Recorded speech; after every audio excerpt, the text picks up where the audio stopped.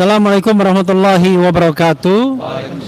Kawan-kawan semua, terima kasih atas kehadiran kawan-kawan semua dalam press conference yang sudah beberapa kali sesungguhnya dari mulai pagi tadi media, baik media televisi maupun media sosial sudah mengambil pemberitaan statement dari kami. Tetapi ini adalah statement yang kami keluarkan setelah mengantarkan dalam tanda kutip ya, mengantar baik Mas Roy Suryo dan Dr. Tifa ke dalam penahanan Polda Metro Jaya. Sekali lagi beliau berdua itu ditangkap pada pukul 7 pagi tadi kurang lebih dan tanpa surat pemberitahuan sama sekali. Alasan penangkapan kalau kita baca surat penangkapannya adalah karena dalam rangka penyerahan tahap kedua baik berkas maupun tersangka. Nah, ini yang kami protes karena kami menganggap bahwa alasan tersebut alasan yang terlalu dibuat-buat karena pertama nanti soal hukumnya bisa digali lebih lanjut, tapi ini soal kondisi yang ada ya. Kalau kita katakan misalnya kedua beliau akan melarikan diri misalnya sebelum diserahkan kepada pihak kejaksaan, rasanya tidak masuk akal, tidak mungkin. Atau misalnya menghilangkan barang bukti apa, karena semua barang bukti sudah ada dalam proses penyidikan sampai tanggal 30 April, karena itu yang kemudian menjadi tempusnya, terakhirnya. Nah, karena itu kami protes dan kami tentu akan mengupayakan langkah-langkah hukum yang layak dan patut agar setidak-tidaknya penahanan ini ditangguhkan, dan kemudian kami berharap bahwa nanti kami juga melakukan upaya hukum agar kemudian tidak ada penahanan di kejaksaan nantinya. Karena informasi dari penyidik mengatakan bahwa mereka akan diserahkan itu paling cepat nanti hari Senin. Karena ini hari Jumat, jadi hari Senin paling cepat. Tetapi kan kita tidak bisa menduga persisnya apakah memang betul-betul hari Senin atau hari lain misalnya. Walaupun kalau kita hitung sejak Iman Imanuddin Direktur Reskrimum Polda Metro mengatakan bahwa sudah lengkap berkasnya, bukan P21 atau tidak perlu dilengkapi lagi, tapi dia bilang tidak membutuhkan lagi informasi tambahan. Maka sesungguhnya kalau sekarang tanggal 19 Juni itu sudah lewat 17 hari, padahal nanti akan dijelaskan oleh rekan kami harusnya dalam waktu 14 hari saja penyerahan itu dilakukan setelah P21. Hal lain juga yang barangkali membuat kami harus menggarisbawahinya adalah hari ini Dr. Tifa itu sedang akan berangkat ujian disertasi pada pukul 8. Jadi pada pukul 8 dia sudah bersiap-siap pergi sekitar jam 7, kemudian mobilnya dipepet di basement dan kemudian dipaksa dibawa ke sini tanpa didampingi oleh lawyernya. Tetapi karena ya barangkali pertimbangan jangan sampai ribut dan lain sebagainya, kemudian kita nyusul semua ke sini. Dan jangan lupa kawan-kawan, tanggal 19 Juni hari ini dan besok itu tanggal 20 dan besoknya lagi tanggal 21 Juni 2026. Saya tidak menyebut, saya cuma menyebut tanggal 21 Juni. Ya. Sehingga maknai saja. Karena kalau sudah Senin 22 Juni, apakah ini ada kaitannya atau tidak kita tidak tahu. Mudah-mudahan proses penegakan hukum di Republik ini tidak didasarkan pada pesanan-pesanan, tapi betul-betul penegakan hukum yang lurus. Silakan kawan-kawan yang ini menyampaikan. Abdul Ghafur Sangaji. Oke. Terima kasih Bang Refli Harun, rekan-rekan kuasa hukum yang saya hormati. Jadi hari ini dilakukan 2 upaya paksa, yaitu pertama adalah pada pukul 7.00 waktu Indonesia Barat. Upaya paksa pertama adalah penyidik melakukan penangkapan terhadap 2 pejuang. Ya, kami sebut pejuang ya. Dalam bahasa hukum disebut tersangka, tetapi dalam bahasa kami disebut sebagai pejuang, yaitu Mas Roy dan Bu Tifa. Kemudian setelah itu penangkapan dilakukan di rumah masing-masing, dan tadi 2 pejuang itu dilakukan mungkin tanya jawab, kemudian juga ada pemeriksaan kesehatan, dan beberapa jam yang lalu secara sah artinya berdasarkan kewenangan mereka ya yang dimiliki oleh Polda Metro Jaya, yaitu sudah diterbitkan surat perintah penahanan. Jadi upaya paksa yang kedua yang dilakukan oleh Polda setelah penangkapan adalah penahanan. Nah, sekarang Mas Roy dan Bu Tifa sedang beristirahat di ruang penahanan, ruang tahanan. Dan secara psikologis, alhamdulillah tadi sama sekali tidak ada rasa ketakutan, tidak ada rasa khawatir, apalagi dari Bu Tifa ya, yang baru saja tadi juga live untuk mengikuti proses ujian disertasi doktoral di Universitas Indonesia. Itu juga dilakukan secara Zoom ya. Kami juga tadi mendampingi proses itu. Kemudian juga Bu Tifa sama sekali tidak menunjukkan aura ketakutan atau ekspresi kekhawatiran gitu ya. Intinya adalah mereka menjalani proses hukum ini ya sesuai dengan apa yang menjadi komitmen mereka, yaitu memberikan kepastian kepada masyarakat Indonesia terkait dengan polemik ijazah mantan Presiden Joko Widodo. Itu yang pertama. Kemudian yang kedua, dari sisi penegakan hukum pidana, kami melihat bahwa alasan penangkapan dan penahanan hari ini oleh penyidik Polda Metro Jaya itu sesungguhnya tidak memiliki dasar yuridis yang kuat. Dasar yuridisnya apa? Alasan-alasan penahanan baik yang diatur dalam pasal 21 KUHP yang lama maupun pasal 100 KUHP yang baru, yaitu terkait dengan pertimbangan subjektif penyidik bahwa dikhawatirkan misalnya akan melarikan diri, menghilangkan barang bukti gitu ya. Selama ini para pejuang ini kan kooperatif. Kemudian juga wajib lapornya dipenuhi tiap minggu gitu kan.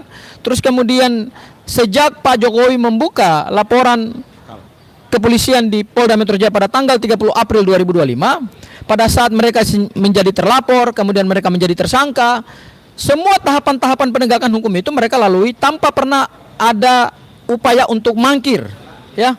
Jadi kalau dilihat bahwa ini kekhawatiran untuk misalnya melarikan diri atau menghilangkan barang bukti atau juga menghambat proses penyidikan, menurut kami dengan fakta yang ada itu dasar pertimbangan subjektif penyidik yang diatur dalam pasal 21 KUHP yang lama maupun pasal 100 KUHP yang baru itu sama sekali tidak terpenuhi.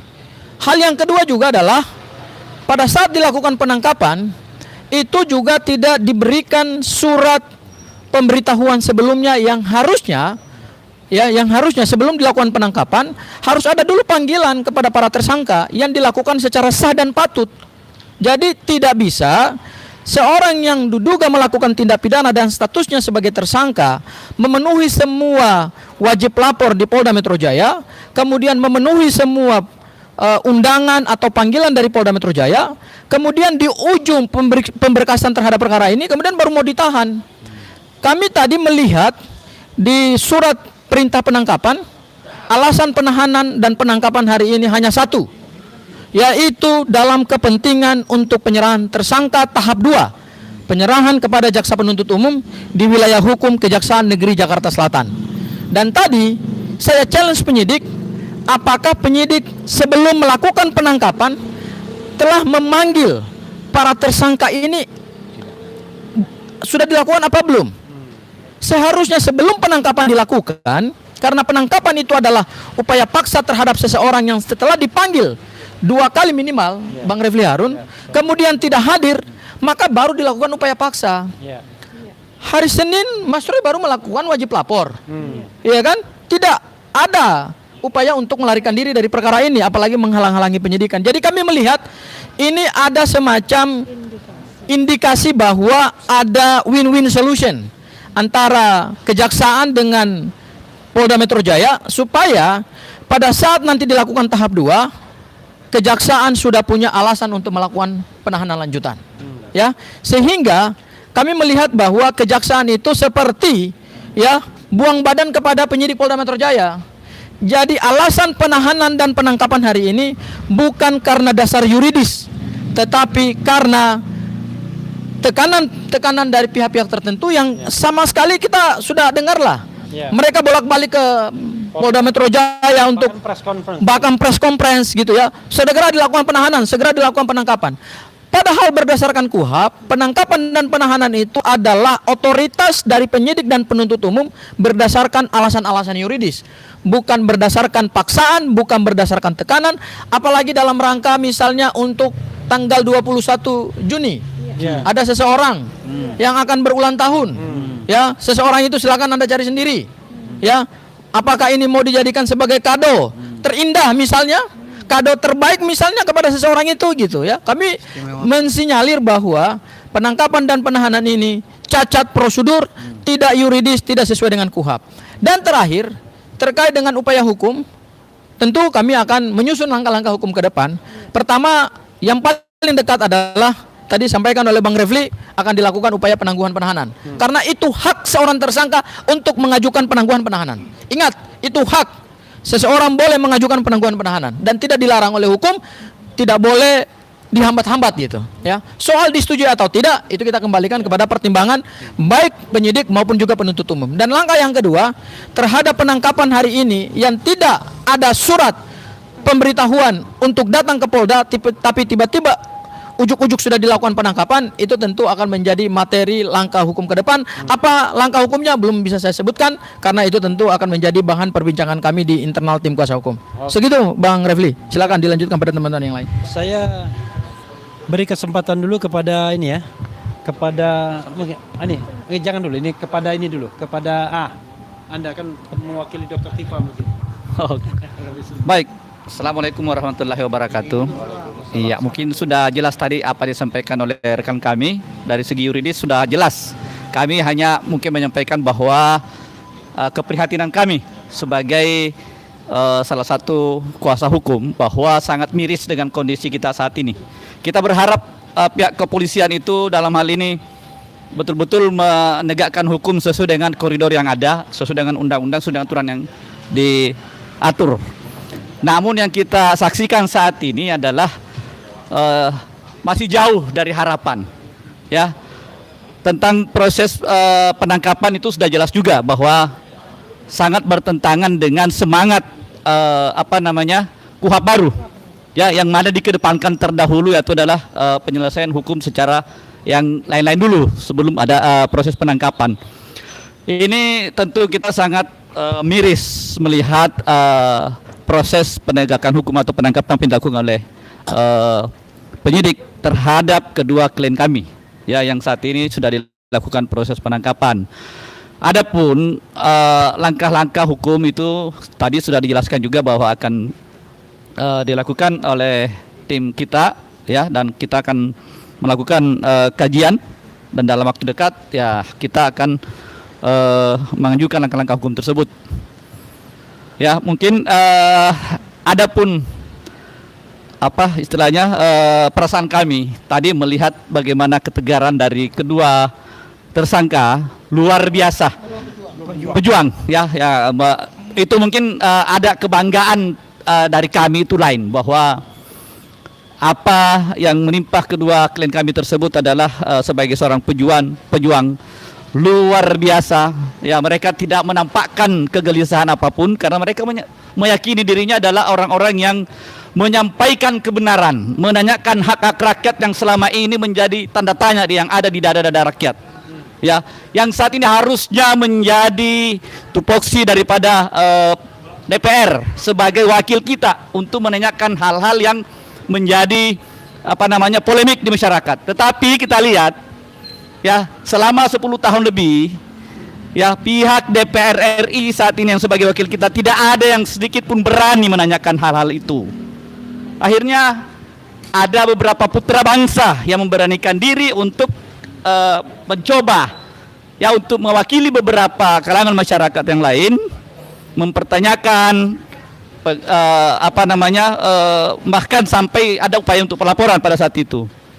Namun apa yang terjadi, ya, kita lihat adanya lagi kriminalisasi. Nah, kami minta bahwa saat ini kan bersamaan pula dengan adanya semangat untuk reformasi kepolisian. Ya, kita berharap dan saya secara pribadi menyampaikan bahwa ada dugaan bahwa kita tidak bisa berharap dari Kapolri yang sekarang ini. Semenjak berapa tahun dia menjabat ini kayaknya tidak ada perbaikan di tubuh Polri. Ya, jadi kita sangat berharap ada perbaikannya, salah satunya mungkin Kapolri diganti itu. Ya, dan ada reformasi dari hal-hal lainnya juga. Mungkin demikian dari saya. Barakallahu. Iya, tolong jangan melebar.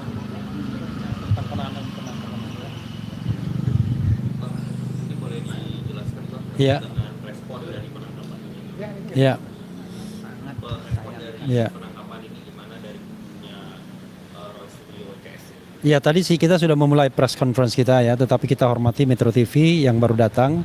Jadi saya katakan tadi dan juga rekan-rekan di sini mengatakan bahwa penangkapan itu dilakukan pada pukul 7 pagi tadi. Dan yang menjadi catatan adalah pertama, tidak ada pemberitahuan sama sekali. Jadi tidak ada panggilan sebelumnya, padahal kita sudah berkomitmen kalau dipanggil maka klien kami pasti kooperatif. Tidak mungkin melarikan diri misalnya, tidak mungkin mangkir dan lain sebagainya. Dan belum satu kali pun belum pernah ada pemanggilan, padahal jatahnya 2 kali kan, 2 kali kemudian ada upaya paksa.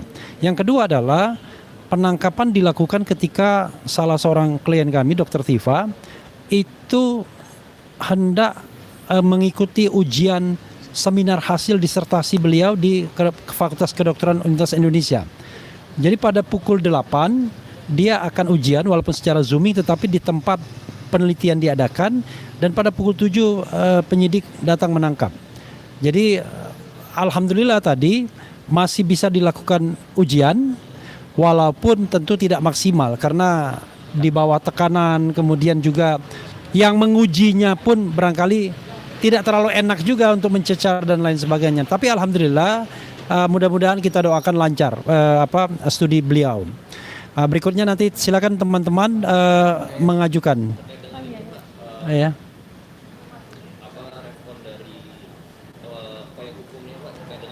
Oke. Iya.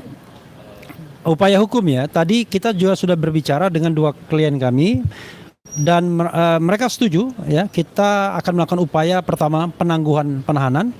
Kita berharap ya setelah ini kami akan rapat, kami akan upayakan surat meminta penangguhan penahanan di penyidik ini, walaupun mereka mengatakan akan melimpahkannya itu Senin, tapi Senin itu kan kata mereka, kita nggak tahu apakah Selasa atau Rabu dan lain sebagainya. Yang kedua, kami akan mengajukan juga surat agar kedua klien ini tidak ditahan pada saat pelimpahan di kejaksaan nanti, Kejaksaan Negeri Jakarta Selatan ya. Jadi itu 2 hal yang prioritas, dan langkah-langkah hukum lainnya tentu akan kami bicarakan. Apakah akan membuat apa dan lain sebagainya ya. Itu akan kita bicarakan lebih lanjut. Oke. Oke, saya tambahin ya. Yang pertama, alasan penangkapan hari ini kami lihat tidak sesuai dengan hukum acara pidana. Penangkapan itu dilakukan oleh penyidik maupun penuntut umum demi kepentingan penyidikan maupun demi kepentingan penuntutan. Jadi kalau seseorang itu ditangkap itu untuk proses penyidikan, kalaupun nanti naik tahap penuntutan juga dalam rangka penuntutan. Ini kan berkas perkara, tadi kami lihat sudah di P21-kan oleh jaksa itu pada tanggal 31 atau tanggal 30 April ya. Tanggal 30 April 2025. Ini kan proses penyidikannya udah selesai. Dan tadi disampaikan oleh penyidik, alasan penangkapan itu bukan seperti yang diatur dalam pasal 21 KUHP maupun pasal 100 KUHP yang baru, bahwa dikhawatirkan melarikan diri, menghilangkan barang bukti, menghalangi proses penyidikan. Tetapi alasan penangkapan itu justru di luar KUHP, yaitu dalam rangka menyerahkan tersangka dan barang bukti pada hari Senin. Ya, seperti tadi yang disampaikan oleh Bang Refli, pada hari Senin di kantor Kejaksaan Negeri Jakarta Selatan. Kami melihat bahwa alasan penangkapan ini sebetulnya adalah secara yuridis sangat lemah. Itu hal yang pertama. Hal yang kedua adalah kami menyayangkan sekelas Polda Metro Jaya pada saat melakukan penangkapan yang diatur dalam KUHP, seharusnya penangkapan itu karena dia adalah bagian dari upaya paksa, ya, harusnya berdasarkan aturan dalam KUHP itu seseorang itu harus dipanggil dulu. Secara layak dan sah. Secara sah dan patut dipanggil dulu untuk menghadap kepada penyidik, kemudian minimal 2 kali tidak hadir baru dilakukan jemput paksa, yaitu berupa penangkapan ya. Hari Senin kemarin Mas Roy baru selesai melakukan wajib lapor di Polda Metro Jaya. Dan tidak pernah ada mangkir, Mas Roy mangkir atau Bu Tifa mangkir dari semua proses penegakan hukum ini, baik pada saat diperiksa sebagai terlapor, diperiksa sebagai tersangka, kemudian juga memenuhi kewajiban sebagai tersangka dalam wajib lapor. Semua tahapan dan proses hukum itu mereka lalui dan mereka kooperatif dan mereka itikat baik. Nah, alasan penangkapan hari ini karena besok hari Senin minggu depan sudah mau dilakukan penyerahan tersangka, maka kemudian baru dilakukan penangkapan. Jadi alasan penangkapan yang atau yang disebutkan dalam surat perintah penangkapan itu adalah dalam rangka tahap 2. Kami melihat bahwa ini semacam ada nuansa entertain mungkin penyidik kepada kejaksaan, atau juga kejaksaan tidak mau mengambil resiko nanti melakukan penahanan pada saat penyidik tidak tahan, sehingga semua buang badan kepada penyidik. Atau juga ini dalam rangka entertain pihak-pihak tertentu yang selama ini mendorong, memaksa supaya ada proses penangkapan, ada proses penahanan. Apalagi kita tahu hari ini tanggal 19, besok tanggal 20, dan lusanya lagi tanggal 21, ada seseorang yang akan berulang tahun. Apakah ini adalah entertain dalam rangka ulang tahun tersebut? Ya silakan Anda jawab dan silakan Anda pikirkan sendiri gitu. Anda silakan terjemahkan sendiri. Alhamdulillah tadi Mas Roy, Bu Tifa sama sekali tidak tertekan. Semua dalam keadaan biasa-biasa saja. Bahkan Bu Tifa juga tadi banyak guyonnya gitu ya. Saya juga kaget respon dari Bu Tifa yang sama sekali tidak menunjukkan rasa khawatir, rasa cemas, rasa takut ya. Bahkan Bu Tifa memberikan pesan kepada kami harus kuat, karena kalaupun pada akhirnya perkara ini akan disidangkan, kita akan buka-bukaan di persidangan dan semua bukti itu akan dibuka. Seperti itu ya, Bang. Oke. Ini silakan Samsir dulu ya. Oh, boleh saya tambahkan. Enggak, Pak Samsir dulu sebentar ya. Oke. Makasih rekan-rekan sekalian. Agak ke tengah. Oke. Ya, hari ini kita mendampingi klien kita, Bapak Roy Suryo dan Ibu Tifa Zia Tiasuma. Tifa Zia Tiasuma. Ya, karena memang hari ini kita tanggal 19 Juni 2026 kita sebenarnya dikagetkan juga. Ada kejadian di negeri ini, orang yang selama ini melakukan proses hukum begitu baiknya ya, dalam arti begitu ditersangkakan tiap minggu diminta untuk wajib lapor, selalu datang untuk wajib lapor dan tidak pernah mangkir. Dan pada saat ini pagi-pagi sekali beliau dikagetkan dengan datangnya petugas untuk melakukan penangkapan. Nah, tentunya selama kegiatan yang dia lakukan lebih dari setengah tahun ditersangkakan dengan wajib lapor, dia sama sekali tidak merasa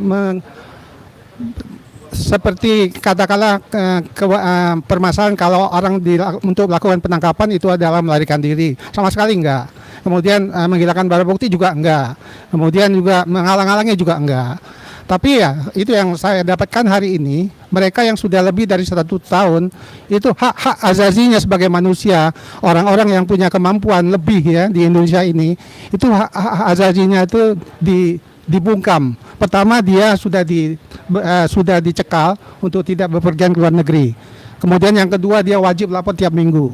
Nah ini kemudian hari ini dia dipaksa lagi untuk dilakukan pertama penangkapan kemudian penahanan. Tapi tadi seperti disampaikan kedua pejuang ini betul-betul tegar dalam menghadapi permasalahan ini. Mereka dengan tenang aja dan juga masuk ke rumah tahanan itu juga ya nggak ada rasa kelihatan ketakutan atau kekhawatiran, karena memang mereka betul-betul pejuang yang mereka anggap apa yang diperjuangkan selama ini adalah untuk demi bangsa dan negara. Saya pikir itu yang dapat saya sampaikan. Terima kasih.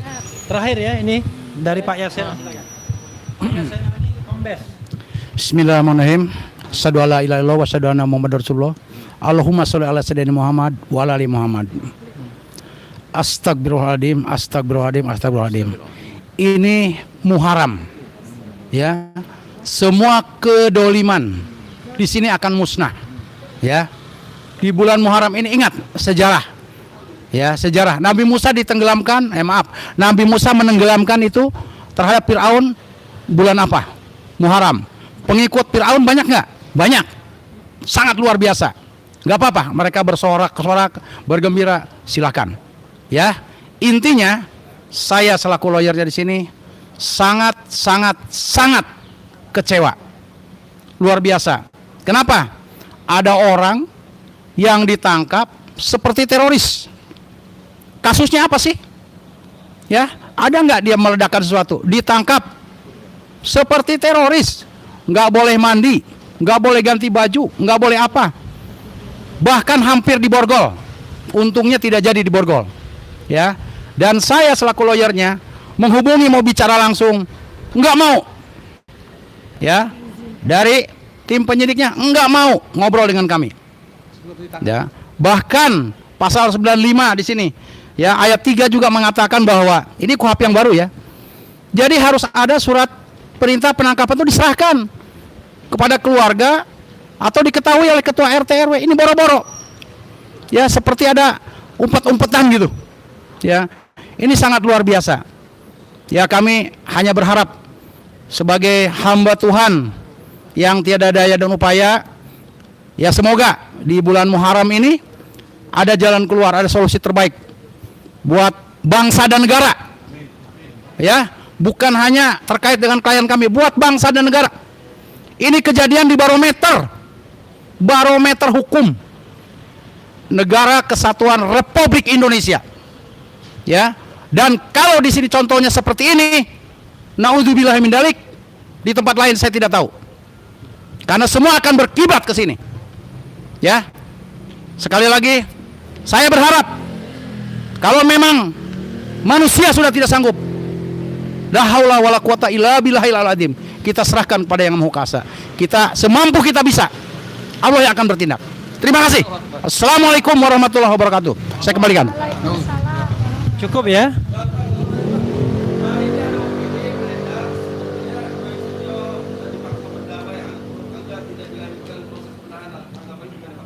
Kenapa? Pertama, opini itu dari mana? Isu itu dari mana dulu dong? Masa kita mengklarifikasi sesuatu yang nggak jelas? Iya, dari mana itu? Dari mana? Atau pendapat sendiri? Udah lah ya, cukup ya? Cukup ya. Ya, oke, yuk. Assalamualaikum warahmatullahi wabarakatuh.